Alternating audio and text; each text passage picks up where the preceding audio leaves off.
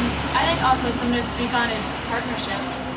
Is that, I mean, this is our first business, and I just feel like the business was successful because of how we interact with each other. So I'm interested to see if I do start another business, who it's going to be with and what that's going to look like, because all I know right now is the dynamic between us, and I think that it works. What? Aww. Wait, is that good? Yeah, no, it's good. I don't know. I think that's what makes it successful, and I can't imagine other people who don't have a business partner how they find one if it didn't happen naturally or organically. I don't know how that works for other people. Intellectual property is huge. It's been a theme.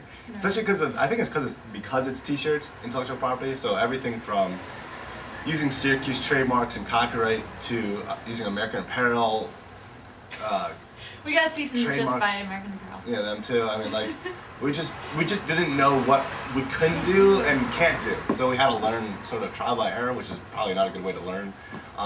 Luckily, we resolved it. Yeah, well. I was gonna say you can get away with it now because you're young. So that's true. Even though, like, legally you can't plead ignorance, but you can get away with things because, you're young and small, and these big companies don't see us making huge profits, so it's not worth their time to kind of, pursue it. But we did get bullied into a lot of things. I mean, if you're a bigger company though, I think we would have known better because we probably would have had legal counsel.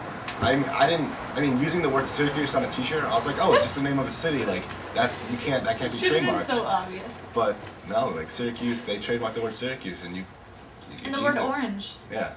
It's such a insightful question. Do you have anything else? I don't have anything else. Like, worst moments were actually those cease and desist. Like coming home and opening up a letter that says, yeah, your stomach drops. Yeah, you're like, oh my god. So from there, we really did a lot of research into legality. Just what is legal, what can we do, and what can we do.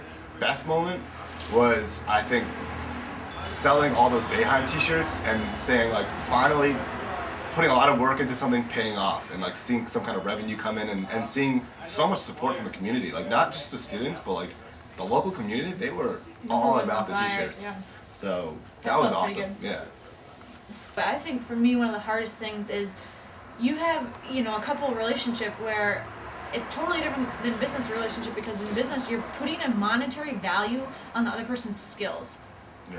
From the viewpoint of the other person, and that was kind of a hard pill to swallow, because when we didn't see eye to eye on that. No, yeah, we didn't agree on that, and that plays out in business when you decide ownership. Is it 50-50? How much should we get paid? And that kind of stuff, because you're basically saying you're worth this much, and I'm like shivering now. No, dude, working between a business relationship and a real, like, changing, it's like, when am I in business mode versus when was I in like couple mode, relationship mode, and I think it's been for the best of it that we ended it, because like our business, I think, we've made so many less mistakes, and so many we've grown so much because of ending it. So, yay to that. Yeah, because you have to take the emotional part out. Yeah. And I don't know, it's like personally that I've overcome that completely, but I think it's a lot less than what it was in the beginning.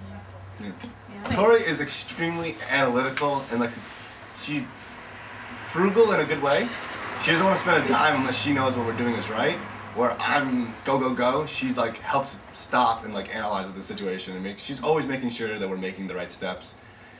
Whether or not she's slowing the process down, maybe, but I think she's doing a really good job of really evaluating things before we get into them. And then also the opposite of that is that we wouldn't be where we are if it wasn't for him kind of like pushing it forward and making quick, impulsive decisions and investing and not having that kind of risk. But there's always there's a balance, so there's always the opposite side. That personality has run into issues too, where we made decisions that we get cease and desist letters about. But at the same time, you have to have progress, and he's like, I wouldn't have made those decisions quick enough. Like, he's pushed us forward, and also, I mean, he's unbelievable. We're talking about skills, right, and like what the other person has. Mm-hmm. Unbelievable with computers and programming and coding, and our website is so awesome, and it's because it was all custom coded, and I think that, I don't know, our business definitely wouldn't be where it was if he didn't have those skills. Expansion. Yeah. Expanding, because like that's what our model says. You have to expand to survive. So it's going to be like calling people at other campuses to get them to be reps for us. figuring out how to expand, figuring out the different systems that we're using to grow those two.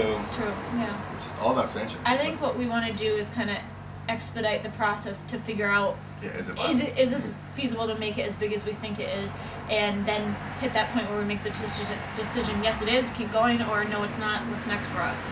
Exactly. Could be a new business. Yeah. it's a scary. I mean, we've come to a point where it's pretty scary. It's like either we grow and expand, or we really need to seriously reevaluate the business. And I think that question will be answered in the next 3 or 4 months. Seeing people wear shirts and knowing that it's your business, like it's so. I've like created an empire. I feel like it's when people are like, oh yeah, I've heard of Squeeze My Tees. I'm like, wow, I created a business that other people know about and have heard about, and I feel like just knowing that, it makes me feel like there's a lot of satisfaction in knowing that you've completed that. For me, I feel like it's walking into the room knowing that I have an interesting story. I don't know if that sounds really egoistic or whatever, but I just feel like I have a lot of interesting stories and experiences to share that maybe someone who took a more traditional route wouldn't have. And I find that people are interested in what someone's doing when they start a business, whereas if you're employed at Ernst & Young, and that's not wrong either, what do you have to talk about? Just do it. That's I'm about to say it. Just go and do it. It's so cliche, but it's just do it. Like you will literally you'll have so much, as long as it's something you're passionate about, you'll just have so much fun starting it. You know, there's gonna be people who'll push you and say it's stupid. Always. There'll be cease and desist letters possibly. But I mean, if you keep rolling with it, you're just gonna see your idea transform into a business, into a concept, into a business. It's just amazing. I think there's two things too. Is like I think a lot of students might struggle with, well, I don't know what I'm passionate about, and I don't know what I'd want to start a business. And we didn't start that way. We started with t-shirts because I wanted to learn about starting a business, and we thought, you know, t-shirts is pretty basic and simple, and it was the mindset of learning, and that became a passion. So I don't think that you should get stuck in thinking I have to start this business that's going to be my life and this is my passion.